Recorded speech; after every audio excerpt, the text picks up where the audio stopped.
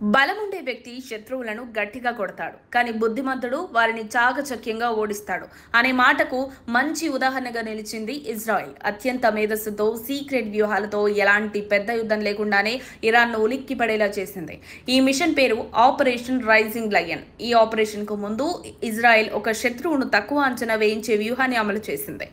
June 12న Israel ప్రధాని Benjamin Netanyahu తాను beach vacation కు వెళ్లాలని ప్రకటించారు.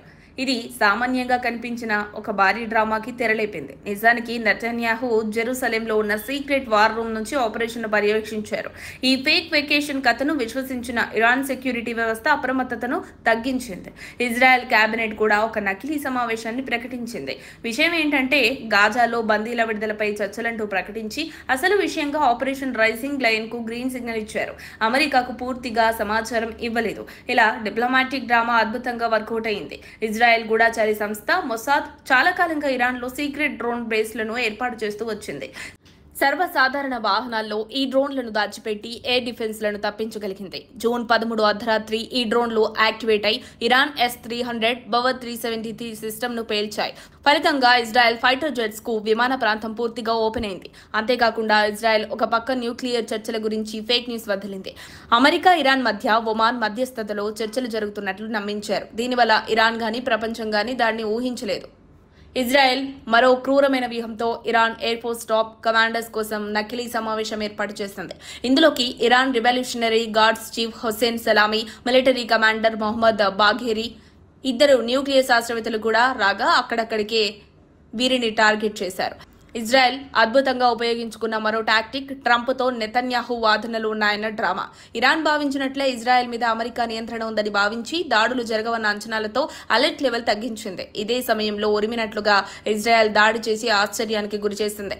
ఇజ్రాయెల్ గతంలోనూ ఇలాంటి మాయ చూపులు చేసినా ఈసారి కూడా ఇరాన్ అదే నమ్మింది. దాంతో ఈ మిస్లీడింగ్ వ్యూహాల వల్ల ఫలితం స్పష్టంగా కనిపించింది.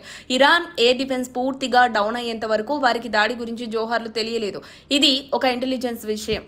ఇజ్రాయెల్ నిర్వహించిన ఆపరేషన్ రైజింగ్ లయన్ అన్నది పశ్చిమాసియాలో చరిత్రలో నిలిచిపోయేలా ఉంది. డ్రోన్లను అంతర్లీనంగా అమర్చడం, టార్గెట్లను ఖచ్చితంగా లాక్ చేయడం, తర్వాతే ఫైటర్ జెట్స్ ద్వారా ఎదురుదాడి చేయడం, ఇవన్నీ ఒక పెద్ద స్క్రీన్ ప్లేలో జరిగాయి. మొసాద్ విడుదల చేసిన వీడియోలు స్పష్టం చేస్తున్నాయి.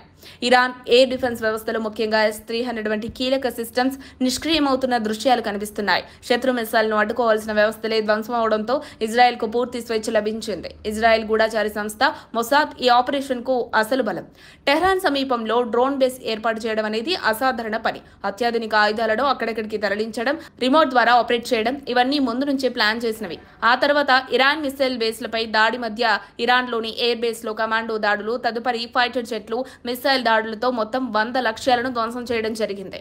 ఇజ్రాయెల్ వాడిన 330 బాంబులు, మిస్సైల్ 10 నిమిషాల వ్యవధిలోనే వినాశనాన్ని తీసుకొచ్చాయి. ఈ ఆపరేషన్ 5 దశల్లో నిర్వహించబడిందని ఇజ్రాయెల్ వర్గాలు చెబుతున్నాయి. ఇరాన్ న్యూక్లియర్ సదుపాయాలపై దాడులు జరిగినప్పటికీ అవి భూగర్భంలో ఉన్న కారణంగా పెద్ద నష్టమేమీ కాలేదని సమాచారం. అయినా ఈ దాడుల వల్ల ఇరాన్ అణు ప్రోగ్రాం 2 నుంచి 3 సంవత్సరాల వెనుకబడినట్లు నిపుణులు అంచనా వేస్తున్నారు. ఇదే ఇజ్రాయెల్ లక్ష్యం. మొసాద్ గతంలోనూ ఇలాంటి ఆపరేషన్ను నిర్వహించింది. 2018లో అణు రహస్యాలను బయటపెట్టడం, 2020లో అణు శాస్త్రవేత్త హత్య, 2022లో డ్రోన్ బేస్ పై దాడులు. కానీ తాజా ఆపరేషన్ వ్యాప్తిలోనూ వ్యూహంలోనూ అత్యంత గంభీరమైంది. ఈసారి జరిపిన వైమానిక దాడుల్లో Iran military chief Mohammad Bagheri హతమవడం పెద్ద ఘటన. ఖమేనీ అతని స్థానంలో అమీర్ హతమీను నియమించారు. ఇది ఒక్క రణరంగానికే కాకుండా ఇరాన్ లోపలి పాలనా వ్యవస్థలోనూ మార్పుకు దారితీస్తోంది. ఈ దాడుల నేపథ్యంలో అమెరికా అధ్యక్షుడు ట్రంప్ స్పందిస్తూ ఇరాన్ తమతో అణు ఒప్పందం చేసుకోకపోతే ఇలాంటి దాడులు మరింత పెరుగుతాయని హెచ్చరించారు. అమెరికాకు ముందుగానే ఈ దాడుల గురించి సమాచారం ఉందని ట్రంప్ వెల్లడించినా అమెరికా ప్రత్యక్షంగా దాడుల్లో భాగం కాలేదని స్పష్టం చేసింది.